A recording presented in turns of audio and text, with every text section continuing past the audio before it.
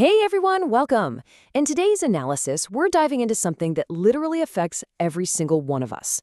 Whether you're trying to figure out what to do with your very first allowance, or you're running a massive household budget, we're talking about financial literacy.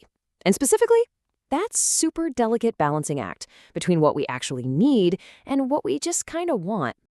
So, let's kick things off with a quick thought experiment. Imagine you're holding a crisp 100 rupee note in your hand right this second. What are you going to buy? No, seriously, think about it for a sec.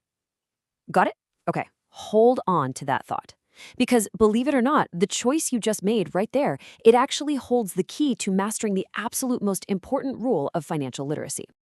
Okay, let's dive into this. Section 1, needs and wants. To really wrap our heads around where all our money goes, we basically have to split every single purchase we'll ever make into one of two fundamental buckets. The first bucket is what we call a need. Simply put, a need is something that our lives, or say our studies, just cannot function properly without. We're talking about the absolute bare-bones essentials here, the stuff required for basic survival and everyday health. You literally cannot go without these things. They're totally non-negotiable. And then we have this second bucket, a want. Now, a want is something that feels really good to have. I mean, we all love treating ourselves, right? But here's the catch, and we gotta be honest with ourselves here. We can actually manage completely fine without it. It's totally optional. Sure, it brings joy, but unlike food or water, an extra scoop of ice cream isn't exactly going to determine our survival. And this brilliantly illustrates the stark contrast between the two. Just look at the needs list on the left. Food, water, a house, clothes, school books, medicine. You absolutely require these to live and learn. Now flip over to the wants list. An expensive toy, a video game, chocolate, maybe a brand new mobile phone, or those fancy shoes. These are luxuries. Yeah, they're super fun for sure, but if you didn't have them, your life would honestly function perfectly well. So how does all this abstract stuff actually play out in real life? Well, let's look at section 2, Ravi's budget.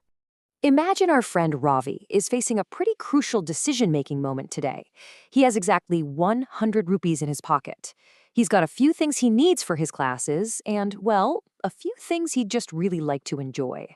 Now, what's really interesting about this slide is his planned spending. He needs a copybook, which runs about 40 rupees. He needs a pencil, another 10 rupees. And he really wants a chocolate, which costs 50 rupees. Look at that breakdown. A massive half of his entire wealth, 50 out of his 100 rupees, is being completely swallowed up by just one single item. And here's the major turning point in Ravi's story. The copybook and the pencil, those are absolute needs. He literally requires them for his studies to function today. But that 50 rupee chocolate, that's merely a want. It's just a fleeting treat that's rapidly draining his very limited budget. But what happens if Ravi pauses, remembers our definitions, and decides to, just skip the chocolate? No way, look at that. By simply saying no to a single want, Ravi instantly transforms from a spender into a saver. He gets all of his essential school supplies, and he keeps exactly half his money, 50 whole rupees, safely in his pocket. It's like a magic trick, but with money. All right, shifting gears a bit, section 3, your turn. I want to challenge you to apply what you just learned right alongside Ravi. Okay, rapid fire, we've got a school bag, chocolate, medicine, a toy, a book, and ice cream.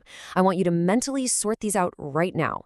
Which ones do you absolutely need to survive and function? And which ones are just kind of nice to have? Come on, lock in your answers. Let's see how you did. Here's the final breakdown. Over in the needs corner, we have the school bag, the medicine, and the book. And in the wants corner, the chocolate, the toy, and the ice cream. Huge congratulations to everyone who nailed that. It's pretty cool how clearly the essentials, the stuff that keeps you healthy and learning, separate out from the everyday treats. Let's keep this interactive momentum going. First, multiple choice question. Which of these 4 options is a genuine need?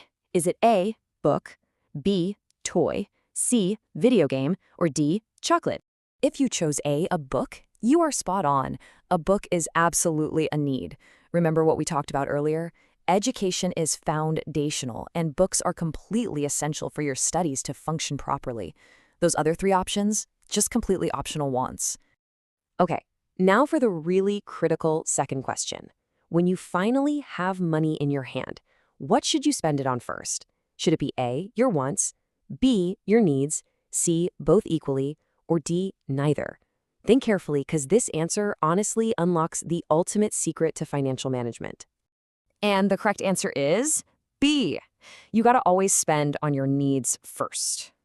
So, the crucial point here is that understanding the difference between these two categories isn't just some fun vocabulary lesson.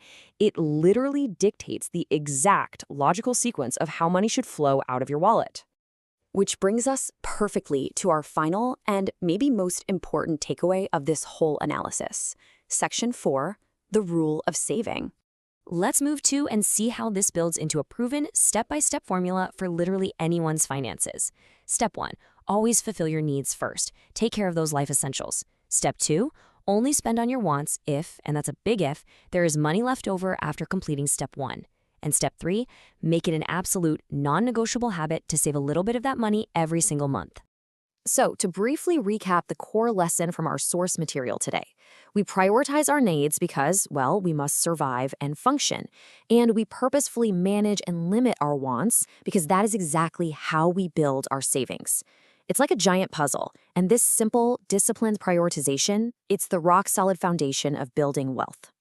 All right, before we officially wrap up, I've got a quick little homework assignment for you. Don't worry, it's an easy one. When this is over, I want you to look around your own house with your brand new financial perspective.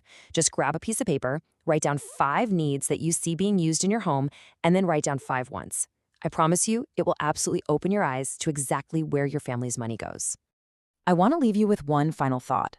The very next time you open your wallet or the next time you open that banking app to buy something online, I want you to ask yourself, will you prioritize your needs over your wants today?